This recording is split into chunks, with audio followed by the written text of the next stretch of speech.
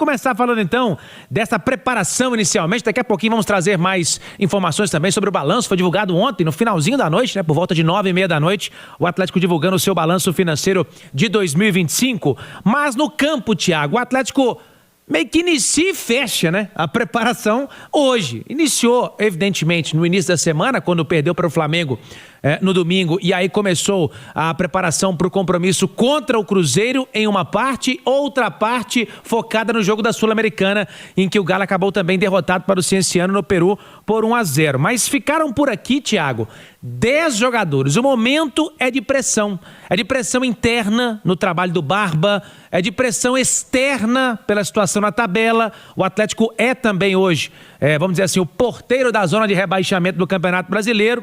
E para depender só de si, para não cair para a zona de rebaixamento, ele precisa vencer o Cruzeiro.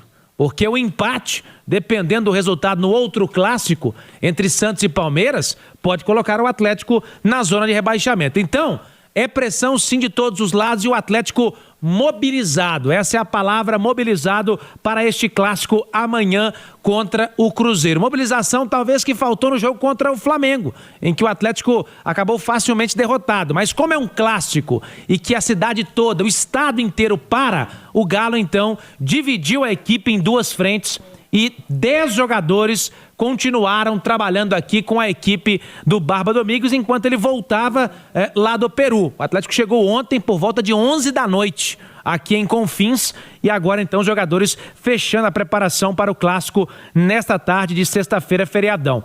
Quais são os 10 jogadores que ficaram por aqui, Thiago?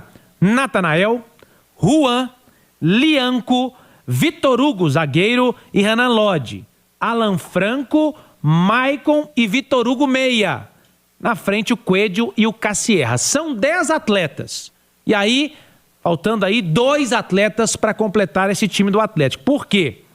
Nós temos aí o Everson, que pode entrar nesse time, e também talvez, se ele quiser mexer na equipe, seja por questão tática, ou seja por questão até mesmo técnica, tem alguns jogadores, Thiago, que ficam aí passando por titulares e reservas, ora no banco, ora no campo como titular. Eu trouxe alguns aqui pra gente debater, que poderiam entrar nesse time do Atlético, né?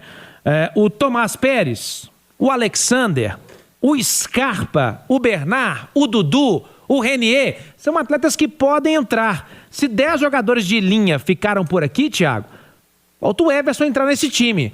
Mas será que não seria talvez o momento do Atlético mexer um pouco mais nesse time? Jogar mais retraído? Ficaram 3 zagueiros, será que vai com 3 zagueiros? Será que não tem nada a ver, ficou por aqui porque estava se tratando ou cuidando da parte física? Vamos debater isso aí, porque ele fecha a preparação hoje e define o time, Thiago. Ô, Paulo Azeredo, a verdade é que o Barba Domingues não tem sido muito coerente entre o que ele fala e o que ele faz. Então você tem razão na sua análise ao dizer de quem ficou, vai pro jogo. Só que com o assunto, quando se trata do Barba Domingues, nem sempre é o que acontece entre o que é dito e aquilo que é realizado. E a verdade é uma só, né, gente? O Atlético, você já citou a questão matemática ali, fora da zona do rebaixamento, com o mesmo número de pontos do primeiro time dentro do Z4, o desempenho, né? Acho que o principal, para além de número, de ambiente, é o desempenho do Galo muito ruim, mas o clássico tem o poder de virar a maré, de tentar mudar a temporada. Alexandre Simões, eu até participava mais cedo aqui do Rádio Vivo, me lembrava de clássicos, né? Do Cruzeiro muito mal, aquele do Ayrton, acho que foi 2021. Cruzeiro não tinha jogador para levar para o banco de reservas, vai lá e ganha do Atlético por 1-0. Quantas e quantas vezes o Atlético na década de 90, vendo o Cruzeiro campeão de Libertadores, Cruzeiro voando, o Atlético indo lá e vencendo o Cruzeiro. Não há lógica quando a bola rola. Até ela rolar, aí sim podemos fazer todo tipo de análise. E eu quero te ouvir, Simões, sobre essa história do clássico, né? Não tem essa de quem tá por baixo, favorito, antes da bola rolar. Quando o jogo começa, meu amigo, fica praticamente tudo igual. Fala aí, Simões, bom dia. Bom dia, Thiago, bom dia, Paulinho, bom dia, Alê, bom dia quem acompanha a gente. Ô, Thiago, é assim, se a gente pegar os fatores que definem o favoritismo no futebol, eles estão ao lado do Cruzeiro, né? Primeiro que ele joga em casa. A torcida vai ser quase que na totalidade cruzeirense. E além disso, o Cruzeiro, além de viver um melhor momento que o do Atlético, tem um time melhor que o do Atlético. Então, quer dizer, todos esses fatores estão ao lado do Cruzeiro. Mas realmente a história do clássico mostra isso. Eu me recordo do Campeonato Brasileiro de 1992, o Atlético era o lanterna da competição, 11 rodadas, não tinha vencido nenhum jogo. Tinha marcado 3 pontos na competição. E teve o clássico entre Cruzeiro e Atlético. O Cruzeiro, nas cabeças, o Cruzeiro foi semifinalista do Brasileirão naquele ano de 92. E o Atlético, comandado pelo Sérgio Araújo, venceu o Cruzeiro por 2-0 no Mineirão, com a maioria absoluta de torcida do Cruzeiro. O próprio 6-1, o Cruzeiro tava pra cair. Sim, o Cruzeiro podia cair, o Cruzeiro podia cair. Tem um clássico histórico dos anos 80 que era a questão de renda do mandante, que hoje é uma realidade no futebol, mas naquela época não era, mas naquele Campeonato Mineiro passou a ser. E o Cruzeiro vence o Atlético com um time totalmente reserva por 1-0, e o Atlético tinha um esquadrão, tanto que em 82 o Atlético teve 3 jogadores na seleção brasileira, fora outros que poderiam ter ido, como João Leite, Reinaldo. E o Cruzeiro vence por 1-0, cara, com um gol de um cara que veio do futebol cearense, chamado Jacinto. Não vingou no Cruzeiro, mas chutou uma bola de fora da área, pegou na canela de um, na perna do outro, enganou o João Leite e entrou. Então a história do clássico, ela é recheada desses momentos. Então, sem dúvida nenhuma, os dois lados vão entrar com muito empenho, com muita entrega, com muita disposição. Eu só acho que em relação ao Atlético, tá, não pode repetir a estratégia ou a falta de estratégia contra o Flamengo. O Flamengo teve muita liberdade. Jorginho e Arrascaeta ficaram praticamente livres, principalmente no primeiro tempo. Se faz isso com Gerson e Matheus Pereira, pode ser fatal. Então o Atlético, a gente está vendo aí essa possibilidade de 3 zagueiros, né? Porque os 10 jogadores de linha que ficaram aqui mostram isso, com 2 volantes, o Alan Franco e o Maicon, né? Não sei se seria mais interessante povoar o meio para poder tentar barrar o principal setor do Cruzeiro. Porque Lucas Romero, Gerson, Christian e Matheus Pereira formam um quadrado realmente que comanda as ações do time, tanto defensivas quanto ofensivas.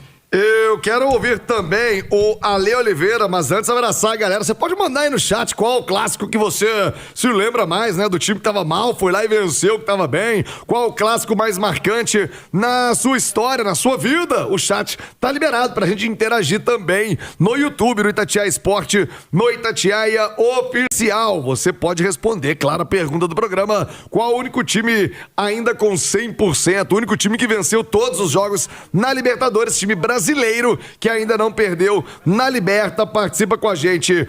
O Adriano tá aqui, o Adriano Fofo, rapaziada em Lagoa Santa, o Racing de Lagoa Santa, o Cirlei, o presidente do Racing, tá nos acompanhando lá em Lagoa Santa. Abraçar também o Caim, presidente do Alface, lá em Vespasiano, o Alface completando 64 anos nesse 1º de maio. Um abraço a toda a comunidade em Vespasiano, tá tendo o Festival do Alface lá em Vespasiano, no campo do Alface, 64 anos com muita festa. O Ale Oliveira, você está vivendo o clássico há menos tempo, mas já viu muita coisa na história de Atlético e Cruzeiro, nessa história mais recente do clássico. E dessa vez, Ale, trazendo agora para o jogo de amanhã, é inegável que o momento do Cruzeiro é muito melhor, que o momento do Atlético é de turbulência, mas quando começa o clássico, meu amigo, e aí pode ser Inter e Grêmio, Atlético e Cruzeiro, Cruzeiro, São Paulo e Corinthians, Corinthians e Palmeiras, as coisas se equivalem, Ale. Não adianta. Quantas e quantas vezes nós já vimos essa história se repetir? Você está esperando um clássico equilibrado ou você acha que essa distância do momento dos dois times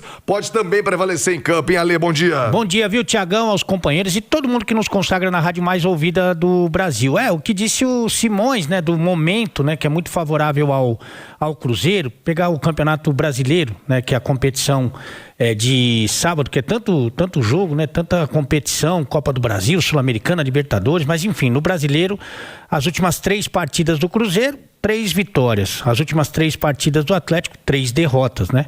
E o time realmente está mais organizado, está mais empenhado na competição. É o Cruzeiro. Mas eu vou recorrer ao passado, como gosta de fazer o Alexandre Simões. Você pegar os últimos 9 encontros no Clássico, por todas as competições, 3 vitórias do Cruzeiro, 3 vitórias do Atlético e 3 empates. No Campeonato Brasileiro, só o Campeonato Brasileiro, os últimos 3 encontros, 3 empates. Você pegar os últimos 5 encontros no Brasileirão, 3 empates e 1 vitória para cada um. Você fala assim, mas o Cruzeiro é o mandante. pegar os últimos 17 jogos do Cruzeiro como mandante no Campeonato Brasileiro, você vai encontrar 5 vitórias para cada lado e 7 empates.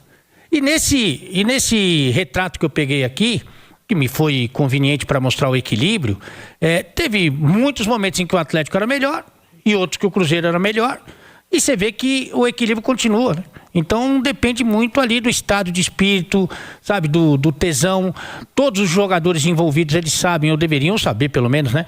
Que isso pode mudar a temporada, né, Tiagão? Quem tá mal pode, de repente, com uma boa atuação, uma vitória, um resultado positivo, pode mudar o rumo das coisas a partir de um resultado positivo. Quem está bem pode sentir a pressão e aí muita coisa pode acontecer. Então não dá para você... Claro, você pode analisar. Vou fazer uma pergunta para você, Ale. Pode fazer. O Barba perdendo amanhã sobe no telhado? Cara, o desempenho é ruim, o futebol também, mas eu acho que todos os movimentos estão sendo feitos para que ele tenha um trabalho a médio e longo prazo. Você fala da saída do Hulk, você fala da saída de Rafael Menin do comando. Eu acho que a ideia, o apoio que a direção manifestou quando ele foi a público, para mim de uma forma infeliz, falar que tinha gente que não estava se entregando no dia a dia, ele foi apoiado pela direção, os movimentos estão sendo feitos para que ele tenha tempo para trabalhar. Agora, que os resultados... são ruins, talvez se fosse numa outra situação, se fosse um outro treinador. Eu vi treinador recentemente cair por muito menos, né? Mas a ideia central é que ele tenha tempo, principalmente depois dessa tão sonhada reformulação que deve acontecer a partir do meio do ano, ali, a partir da janela que vai se abrir novamente e a parada ali para pensar no ano após a Copa do Mundo. A tendência é que não. Mas sabe como é que é a cabeça de dirigente, né, Tiagão? São episódios aí envolvendo o clássico. Paulo Azeredo tem mais e já vamos falar do balanço do Galo, né, Paulinho? O Atlético divulgou, abriu as finanças e números que chamam a atenção, né? O Atlético teve gasto recorde, ou recorde, como queira, na folha do futebol de 2025, né? O Atlético nunca gastou tanto como gastou em 2025. Faturamento na venda de atletas, muita coisa para analisar nesse balanço do Galo, hein, Azeredo? É isso aí, Thiago. Daqui a pouquinho, então, a gente vai voltar aqui para falar um pouquinho dessa parte fora de campo do Atlético. Foi divulgado ontem, no finalzinho, no restinho ali da noite, este balanço do Galo. 7, vamos falar do Galo, os números do Galo, aliás. O Marcos Paulo, querido Marquinhos da PHV, tá preocupado com essas contas do Galo. Tá nos acompanhando nesse dia do trabalhador, feriadão, né, Marquinhos? E as contas do Galo. Ô, Paulo Azeredo, divulgado o balanço financeiro do Galo 2025, Paulo. Muito bem, voltamos aqui, Thiago, para trazer a informação deste balanço que foi divulgado ontem, no finalzinho da noite, né, por volta de 9h30 da noite. Balanço em que demonstrou que a dívida do Atlético aumentou para 1 bilhão e 700 milhões de reais, mas há uma grande expectativa, Thiago, para que com a redução dos juros, com o aporte, e isso já foi feito, né? Itatiaia trouxe já o início desse aporte na última segunda-feira, para que esses juros possam reduzir e o Atlético ter um respiro financeiro. A dívida era de 1 bilhão 369 milhões de reais em 2024 e cresceu então para 1 bilhão 772 milhões de reais. A maior parte dela, Thiago, cerca de 654 milhões, é bancária, é aquilo que o Pedro Daniel já havia esclarecido, né? E é aí que o Atlético vai atacar com esse aporte no valor de 530 milhões de reais. Outra boa parte da dívida, cerca de 383 milhões, é referente ao CRI da Arena e cerca de 487 milhões é tributária, com mais 243 milhões em investimentos em atletas. Aliás, o Atlético nunca investiu tanto em atleta como ultimamente. Tudo isso está descrito no nosso portal itatiaesporte.com.br.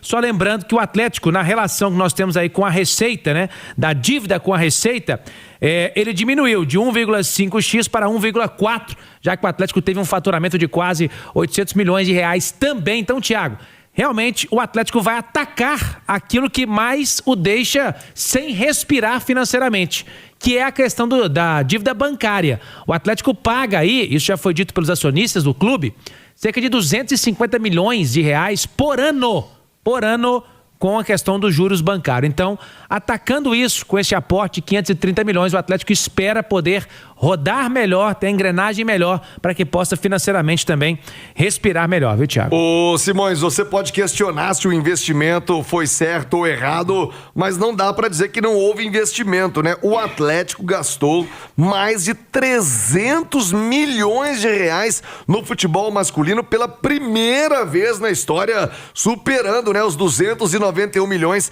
de 2024, como disse o Paulo Azeredo, a matéria completa, detalhada no itatiaesporte.com.br, matéria do nosso colega Alexander Hanger. Ô, Simões, é um negócio... São números assustadores. E quando se fala na dívida, né? 1 bilhão e 700 milhões, continua assustadora a dívida do Galo. Thiago, e só de juros, né, no ano passado, o Atlético pagou 250 O milhões. Bismenin até descreveu isso recentemente. O Atlético pagou de juros Uma quase folha. o que ele gastou inteiro, o ano inteiro com o futebol. Isso, e é uma folha, né? É uma folha. Dá 20 milhões por mês, se você dividir por 12, 250 por 12, vai dar 20 milhões, mais de 20 milhões, né? Mas tem DSTC, mas quer dizer, uma folha. Então o Atlético gastou 2 folhas, né? E o desafio, e a gente está se aproximando de uma janela aí, é ser mais certeiro, né, Thiago? Porque você disse desses 300 milhões aí, e boa parte desse dinheiro, por exemplo, foi nas contratações de Júnior Santos e Rony, né? Jogadores que renderam muito pouco, que já deixaram o clube e deixaram o clube sem dar o retorno técnico e sem dar o retorno financeiro. Então, com essa janela se aproximando, o desafio não é fácil, futebol não é ciência exata, mas, de toda forma, precisa ser mais certeiro nessas janelas de contratação e combater a dívida bancária, né? Vai impedir essa sangria que é você pagar 250 milhões num ano de juros. Isso é muito dinheiro. É uma loucura. Ô, Paulo Azeredo, como está a programação do Atlético até o compromisso de amanhã? É clássico, 9 da noite, ainda há treinamento que faz o Barba Domingues até o jogo deste sábado no Mineirão, Paulinho. O apronto é hoje, Thiago. Ele vai definir o time hoje, acredito eu, né? Só tem esse treinamento, né? Os demais jogadores que nós só trouxemos aqui na primeira parte, aqueles que não viajaram, né, para Cusco, ficaram por aqui, treinaram com a comissão do Barba. Então, mais um trabalho hoje, o apronto para definir esse time do Atlético, que não deve sair muito daquele que a gente trouxe aqui, a menos que tenha algum problema de ordem médica. Aí o Barba vai ter que pensar o que fazer nesse time do Atlético se isso acontecer. Boa, Paulo Azeredo, hein? Então é isso aí, pessoal. Já que você chegou até aqui no vídeo, não se esqueçam de dar aquela moral se inscrevendo aqui no nosso canal, deixando o like, a opinião de vocês aqui nos comentários, galera. Vai nos ajudar bastante, né, pra gente tá trazendo esses cortes aí do nosso Galo todos os dias aqui pra vocês. Pessoal, rapaziada, então é isso. Isso daí foi mais um vídeo de hoje. A gente vai ficando por aqui. Um forte abraço a todos e até o próximo vídeo, galera. Fui!